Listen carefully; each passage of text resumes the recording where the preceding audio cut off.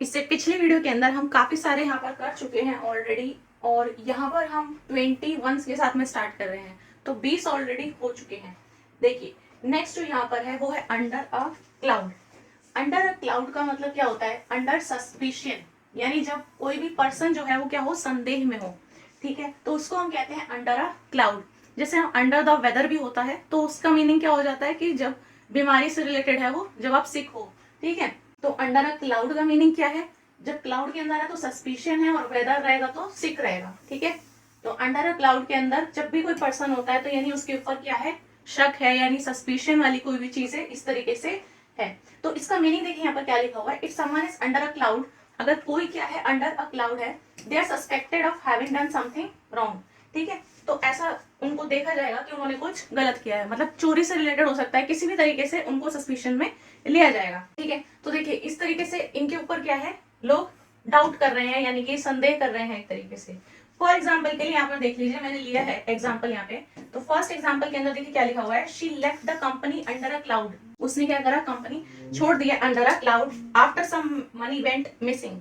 जब कुछ पैसे जो है वो चोरी हो गए हैं, उसके बाद में उसने क्या करा, जॉब को लीव कर दिया, कंपनी को लीव कर दिया। किस में? अंडर अ क्लाउड में, क्योंकि उसके ऊपर क्या रहा होगा, संदेह रहा होगा। ठीक है, सेकंड देखिए, he was suspected of taking bribes. मतलब कि क्या ले रहा था, वो रिश्वत ले रहा था, उसको ऐसा सस्पेक्ट किया गया। And resigned under a cloud, तो मतलब जो भी पर्सन अगर किसी चीज की संदेह में आता है कि इसने ये चीज की है, वो किसी क्राइम से भी रिलेटेड हो सकता है, या फिर वो कुछ भी गलत किया हो सकता है। ठीक है, किसी भी तरीके का, और वो किसी भी संदेह के अंदर आता है, सस्पेक्ट बनता है वो किसी चीज का, तो उसको हम क्या कह देते हैं, अंडर अ क्लाउड। ठीक है, नेक्स्ट देखिए यहाँ पर क्या है, wet behind the ears. Wet behind the ears का देखिए यहाँ पर ये ईयर है और ये क्या है, वेट है। तो इस तरह की जब सिचुएशन है तो उसको हम क्या कहते हैं, young and without much experience. जब आप क्या हो, यंग हो और ज्यादा आपको एक्सपीरियंस चीजों का नहीं हो, तो उसको हम कहते हैं he still wet behind the ears. इस तरीके से जो जिसको भी अनुभवहीन कह देते हैं, ठीक है, उसको एक्सपीरियंस नहीं होगा, तो उसे हम क्या कहेंगे, वेट बिहाइंड द ईयर्स। ठीक, इसका देखिए वॉन्ट एक्सपीरियंस्ड, ये इसके ऑपोजिट है, ये क्या है, इसके ऑपोजिट है। तो ये इसके एंटोनिम हो जाते हैं कि कोई अगर वॉन्ट है, एक्सपीरियंस्ड पर्सन है, ओल्ड है, ओल्ड को भी एज एक्सपीरियंस देखा जाता है, because experience comes with age. Next है मेच्योर। ठीक है, mature, withered, expert, skilled, uncaring, careless, older, ये सारे क्या है, इसके एंटोनिम्स हैं। देखिए यहाँ पर एक एग्जांपल है, he was too wet behind the ears to bear such responsibility. वो रिस्पॉन्सिबिलिटी ऐसी उठाने के लिए क्या था, he was too wet behind the ears. इसका मतलब वो बिल्कुल इनएक्सपीरियंस पर्सन था। That greenhorn is still wet behind the ears. तो ये तरीके हैं इसको यूज करने के सेंटेंसेस के अंदर। Most of those students are still wet behind the ears. तो ज्यादातर जो स्टूडेंट्स हैं वो क्या है, अभी भी still wet behind the ears ही हैं। तो यानी कि वो क्या है, अभी यंग है और इनएक्सपीरियंस्ड हैं, अभी उन्हें एक्सपीरियंस किसी चीज का नहीं है। अगला जो है यहाँ पर है लीप्स एंड बाउंड्स। लीप जैसे हम लेते हैं, ठीक है, तो ये लीप एंड बाउंड का मतलब जब कोई भी चीज जो है वो बहुत जल्दी, बहुत क्विकली होती है, तो उसको हम क्या कहते हैं, लीप्स एंड बाउंड्स। जैसे किसी की जो ग्रोथ है वो अचानक से इस तरीके से बढ़ जाए, तो उसे भी हम लीप्स एंड बाउंड्स कहते हैं। देखिए बहुत तेजी से कोई भी चीज इंक्रीज करती है बहुत तेजी से, तो उसके लिए हम कहते हैं this has increased by leaps and bounds. तो इस तरीके से ये इंक्रीजिंग के लिए यूज होता है। ठीक है, तो देखिए यहाँ पर जैसे अगर किसी कंपनी की जो ग्रोथ है वो इस तरीके से इंक्रीज हो गई है, तो the sales has been increase by leaps and bound, ऐसे कह सकते हैं। ठीक है, तो ये कोई चीज देखिए, ये लीप हो गया। ठीक है, लीप मतलब उछाल हो गई एक तरीके से। ठीक, तो जब भी कहीं पर लीप आपको दिख जाए तो इसका मतलब क्या है कि बट बिल्कुल जो है सडन एकदम से ग्रोथ हुई है इस तरीके से। सिंस शी स्टार्टेड प्रैक्टिसिंग, ये मैंने एग्जांपल लिए यहाँ पे, ठीक है, समझाने के लिए। Since she started practising the piano everyday, क्योंकि उसने पियानो जो है वो हर दिन प्रैक्टिस करना स्टार्ट कर दिया, उसकी जो स्किल्स थी वो क्या हो गई, इंप्रूव हो गई। कैसे? बाय लीप्स एंड बाउंड्स, मतलब बहुत जल्दी इंप्रूव हो गई। ठीक है, बहुत तेजी से इंप्रूव हो गई। My Spanish improved by leaps and bounds. तो देखिए जब कोई चीज प्लस में जा रही है, इंप्रूव हो रही है, या उसकी सेल्स बढ़ रही है, इस तरीके से जब कोई भी ग्रोथ होती है, तो उसके लिए हम पॉजिटिव में यूज करते हैं लीप्स एंड बाउंड्स, ग्रोथ के लिए। ठीक है, studying in Mexico this summer, तो उसकी स्पेनिश इंप्रूव हो गई है by leaps and bounds. The profits of my company are increasing by leaps and bounds, तो कंपनी का प्रॉफिट भी क्या हो रहा है, इंक्रीज हो रहा है बाय लीप्स एंड बाउंड्स। तो पॉजिटिव चीजों के लिए है, ग्रोथ के लिए है, कि जहां पर एकदम से चीजें इंक्रीज होती हैं तो उसे हम क्या कह देते हैं, बाय लीप्स एंड बाउंड्स। ठीक, use to say about how something increases और ग्रोथ, कोई चीज बढ़ रही है, बढ़त हो रही है किसी चीज की, तो उसके लिए इसको कहा जाता है। ठीक है, और इम्प्रूव्स वेरी क्विकली। कोई चीज बहुत जल्दी इंप्रूव हो जाती है, जैसे कि आप कोई चीज सीख रहे हैं और वो एकदम से इंप्रूव हो जाए बहुत जल्दी से, तो उसे भी हम यही कहेंगे। ठीक है, रैपिडली, बहुत जल्दी हो जाए एकदम से, ठीक है, स्विफ्टली हो जाए, कंसिडरेबली या फिर सिग्निफिकेंटली, सभी इसके क्या है, सिनोनिम्स है। नेक्स्ट हम यहाँ पे देख लेते हैं कैपिटल पनिशमेंट। कैपिटल पनिशमेंट जो है इसको डेथ पेनल्टी भी बोला जाता है। ठीक है, तो ये डेथ सेंटेंस होता है, यानी कि जब मृत्यु दंड सुना देते हैं किसी को। ठीक है, तो ये कैपिटल पनिशमेंट इस तरीके के होते हैं। अब जज gave him capital punishment in triple murder case. Basically ये तब दिया जाता है, कैपिटल पनिशमेंट का मीनिंग वही हो जाता है जब बहुत सीरियस क्राइम किया होता है, कोई ऐसा क्राइम जिसको आप अनदेखा नहीं कर सकते हो और जो बहुत कॉमन इस तरीके से नहीं है। ठीक है, तो बहुत जो सीरियस एकदम से क्राइम होते हैं उसके लिए क्या हो जाता है, सीधा डेथ सेंटेंस। ठीक है, किसी भी तरीके की फॉर्म के अंदर वो हो सकता है, तो उसी को हम क्या कह देते हैं, कैपिटल पनिशमेंट कह देते हैं। पनिशमेंट से तो समझ में ही आ रहा है कि पनिशमेंट के लिए किसी को दंड दिया जा रहा है, और यहाँ पर कैपिटल पनिशमेंट का मतलब क्या है कि मृत्यु दंड दिया जा रहा है, यानी कि यहाँ पे डेथ सेंटेंस दिया जा रहा है उसको। ठीक है, अब यहाँ पे देखिए ये है कैपिटल पनिशमेंट। ठीक है, तो ये आपका ऑर्डर पास होगा तो इसको होगा punishment by execution of someone. ठीक है, ये पनिशमेंट दी जाती है by execution of someone officially judged to have, जिसको ऑफिशियली ये करार दिया जाता है कि उसने कोई कमिट किया है सीरियस या फिर कैपिटल क्राइम। ठीक है, कोई इस तरीके का जब क्राइम करता है तो उसी को हम कैपिटल पनिशमेंट कहते हैं।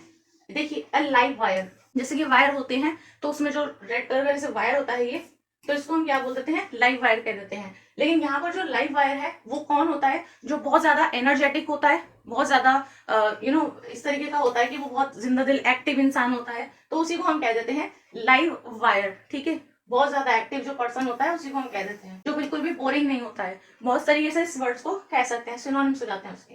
तो जो लाइवली है और एक्टिव है, ठीक है, एनर्जेटिक है, उसको हम कह देते हैं लाइव वायर। देखिए यहाँ पे जिंदा दिल व्यक्ति, ठीक, तो यहाँ पे हर चीज में क्या रहेगा, वो एक्टिव रहेगा इस तरीके से।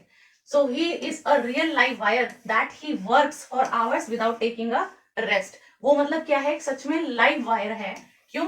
क्योंकि वो क्या करता है, कई घंटों तक बिना रेस्ट किए काम कर लेता है, मतलब बहुत ज्यादा एक्टिव है। ठीक है, एनर्जेटिक है। देखिए यहाँ पर she is the only live wire, the rest of the group of is totally dull. ठीक है, बाकी जो पूरा ग्रुप है वो तो एकदम डल है, बस वो क्या है, एक लाइव वायर है। तो एक लड़की के लिए हमें बात हो रही है कि वो क्या है, लाइव वायर है, मतलब वो काफी एनर्जेटिक है, काफी एक्टिव है, इस तरीके से है। ठीक है, जिंदा दल व्यक्ति है। देखिए आप इस तरीके से याद रख सकते हैं। तो लाइव आप समझ पा रहे हैं, जो चीज लाइव है, ठीक है, लाइव मतलब जिंदा है। ठीक, this one is a live wire. तो देखिए ये इस तरीके से काफी एक्टिव है, इसको परेशान कर रहा है, तो इस तरीके से हम याद रख सकते हैं कि लाइव वायर का मतलब क्या होता है, जो बहुत ही ज्यादा एक्टिव होता है। ठीक है, नेक्स्ट देखिए यहाँ पर क्या है, कॉक एंड बुल स्टोरीज। देखिए Kock and bull, Kock and bull stories ऐसी स्टोरीज होती हैं जो कि आपने बस मनगढ़ंत बनाई है किसी को बताने के लिए, और जिन पे मतलब मुश्किल है कि आप उस पर बिलीव कर पाओगे या फिर कोई भी बिलीव करे। ठीक है, एब्सर्ड एंड अनलाइकली स्टोरीज, बस ऐसी स्टोरीज बस अपने हिसाब से आप बना सकते हैं, तो उनको मनगढ़ंत कहानियां बोल देते हैं। ठीक है, देखिए यहाँ पर एक पर्सन है, ये क्या कह रहा है कि look at this photo of me and Justin Bieber. ठीक है, जस्टिन बीबर और उसके साथ में जैसे फोटो है, तो ये कह रहा है कि देखो हमारी फोटो साथ में है। तो ये पर्सन क्या कह रहा है कि that's a cock and bull story. ठीक है, मतलब मनगढ़ंत कहानी है, तो बस ऐसे इज ब्लेटेंटली फोटोशॉप। ठीक है, मतलब फोटोशॉप कर रखा है इस चीज को। तो ये क्या है, अपने हिसाब से कहानी बता रहे हैं और ये इस पे बिलीव नहीं कर रहे हैं। तो जब वो कुछ भी कहानी बता रहे होते हैं इस तरीके से, उस पर हार्ड टू बिलीव कर रहे होते हैं, तो उसको हम क्या कहते हैं, कॉक एंड बुल स्टोरीज। जैसे कि मैंने यहाँ पर लिखा ही है, ये वर्ड आप याद रख सकते हैं, a hard to believe made up story. एक मेड अप स्टोरी है जिसको बिलीव करना कोई करेगा नहीं, बिलीव करना मुश्किल है। ठीक है, अ हाईली एग्जैगरेटेड, मतलब बड़ा चढ़ा के बताने वाली एक story that may not be true, जो कि सही नहीं हो सकती। ठीक, एक एग्जैगरेटेड का मतलब क्या है, बड़ा चढ़ा के बताई हुई कहानी है। The politicians are telling us a cock and bull story, है ना। तो पॉलिटिशियंस क्या बोलते हैं, एक कॉक एंड बुल स्टोरी जिसके ऊपर बिलीव नहीं होता है।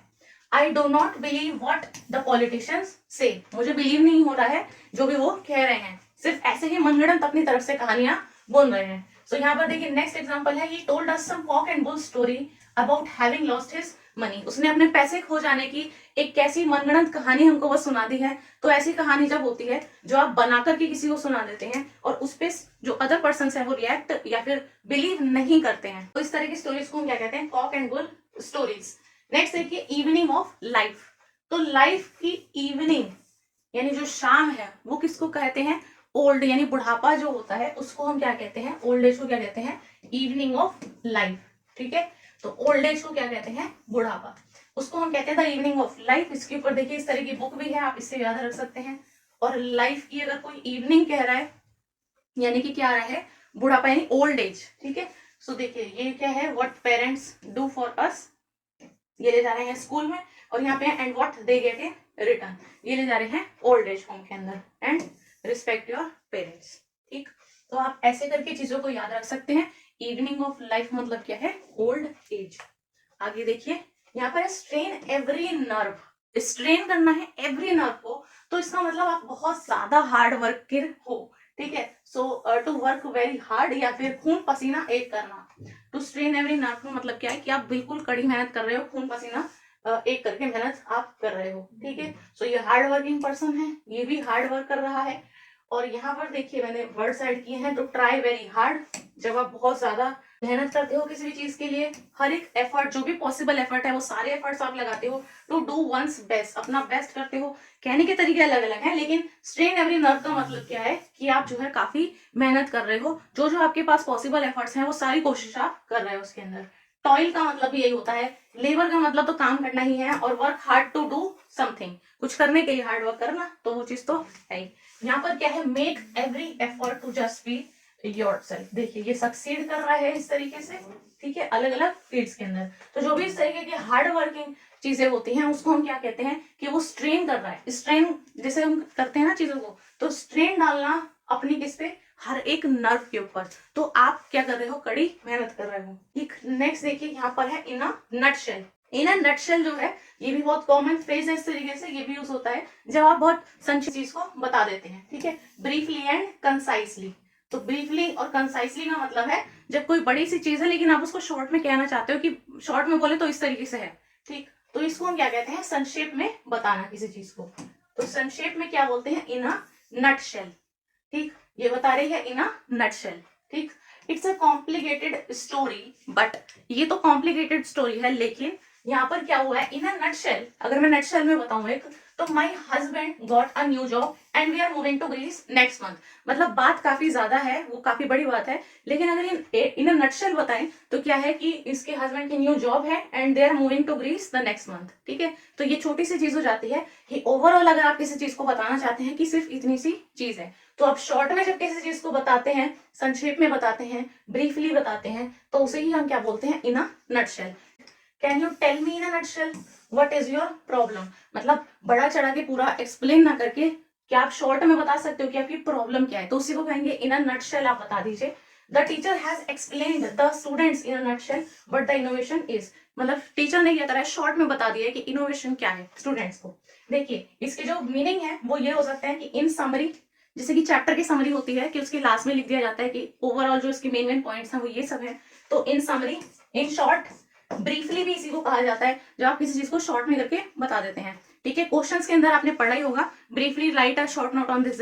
ठीक है, तो इन अ वर्ड, भाई वर्ड भी एक छोटा पार्ट है ना, तो इसलिए वर्ड भी आता है। इन अ फ्यू वर्ड, कुछ वर्ड्स के अंदर भी बताना भी इन अ नटशेल ही है। सम अप करके बताना, सम अप करके बताना मतलब सब चीजों को जोड़ के एक छोटे फॉर्म के अंदर आप बता रहे हैं, तो भी उसी को यही कहेंगे।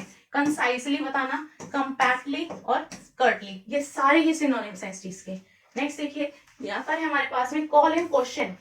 Call in question, call in question का मतलब क्या है कि आप जब किसी को चैलेंज करते हैं। ठीक है, देखिए जैसे कि आप किसी चीज के ऊपर आपत्ति करते हैं कि भाई ऐसा कैसे, वैसे कैसे, किसी भी तरीके से वो हो सकती है, तो उसे हम जब किसी पर्सन के लिए कर रहे हैं तो उसे हम कहते हैं कॉल इन क्वेश्चन। ठीक, कॉल इन क्वेश्चन का मतलब क्या है कि to challenge some other person. ठीक है, तो आप क्या कर रहे हैं, call in question means a dispute और चैलेंज।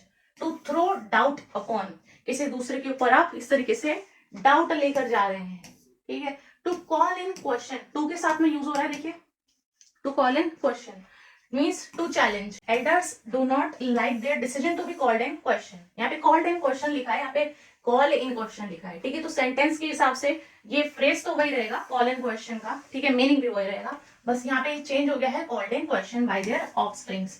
तो जो एल्डर्स हैं, जो बड़े लोग हैं, उनको नहीं डिसीजन अच्छा लगता है कि वो क्या हो, कॉल इन क्वेश्चन हो। इसका मतलब क्या है कि उनको चैलेंज किया जाए, आपत्ति की जाए, या उनको जो भी वो कह रहे हैं उन पर डाउट किया जाए इस तरीके से। ठीक है, बाय देयर ऑफस्प्रिंग्स।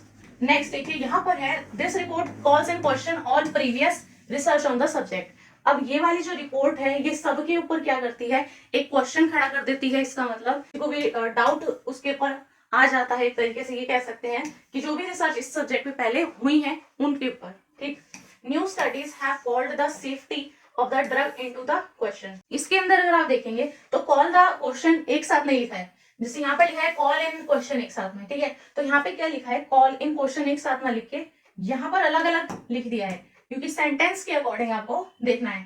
तो देखिए कॉल्ड यहाँ पर लिखा है इसमें, और यहाँ पर इनटू क्वेश्चन इस जगह पर लिखा है, तो सेंटेंस के हिसाब से ये चीज चेंज हो गई है। न्यू स्टडीज में क्या देखा गया है, have called the safety of the drug, ठीक है, have called the safety of the drug into question. तो ड्रग की सेफ्टी को क्या करा गया है, यहाँ पर चैलेंज या इसके ऊपर डिस्प्यूट किया गया है, ठीक है, आपत्ति जताई गई है। तो इस तरह का जब केस होगा तो उसके अंदर आपको ध्यान देना है कि जरूरी नहीं है कि एक साथ नहीं ये चीज लिखी हो कॉल इन क्वेश्चन, ठीक है, सेंटेंस के अकॉर्डिंग भी उसका मीनिंग अलग हो सकता है, तो ये आप चीज आपको नोटिस में रखनी है। तो कॉल इन क्वेश्चन का मतलब क्या है कि आप ऐसे याद रख सकते हो, आप दूसरे को कॉल करके क्या कर रहे हो, क्वेश्चन कर रहे हो, ठीक है, तो जब आप दूसरे को क्वेश्चन करोगे तो वो चीज तो नहीं पसंद आएगी। अब देखिए यहाँ पर हमारे जो है टॉप ये हमारे 10 थे idioms and phrases, phrasal verbs भी होते हैं इसके अंदर, तो ये एग्जाम्स के अंदर पूछे ही जाते हैं। उम्मीद है वीडियो आपको पसंद आई होगी, अच्छी लगी होगी। अगर वीडियो आपको अच्छी लगी तो वीडियो को आप जरूर से लाइक एंड शेयर कर दें। चैनल पर आप पहली बार आए हैं तो चैनल को आप सब्सक्राइब कर लें, साथ ही साथ आप नोटिफिकेशन बेल को भी दबा दें ताकि आने वाली वीडियोस का आपको नोटिफिकेशन मिलता रहे। अब हम मिलेंगे नेक्स्ट वीडियो में। Thanks for watching.